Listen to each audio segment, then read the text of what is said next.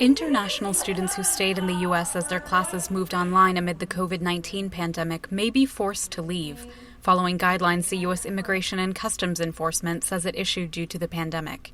I don't want to put my family at risk. I don't want to put myself at risk to travel during a pandemic and going back to Pakistan. And even if I could defer the program for a year, there's no guarantee that I will get the visa again. Many students say they need to be in the U.S. for more than attending class. As a PhD student, the library is an extremely important resource for us.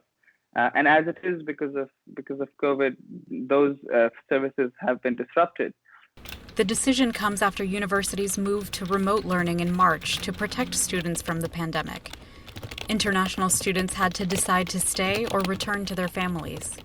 More than 90% of the students, international students who were studying in the US when COVID-19 hit and college campuses were closed, have chosen to remain in the United States.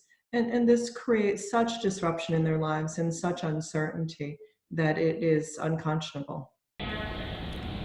Students outside the United States say the new ruling has disrupted their plans to return.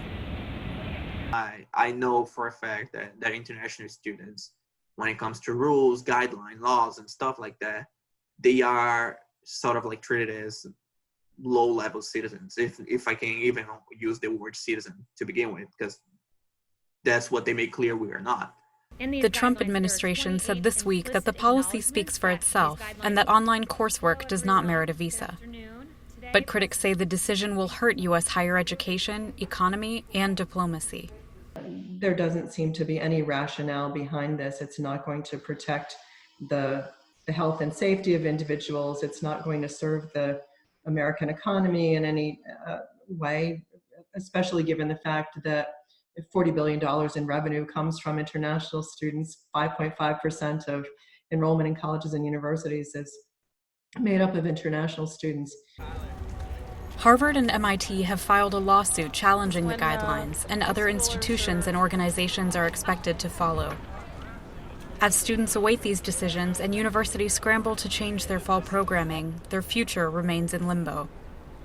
Isha Sarai, VOA News, Washington.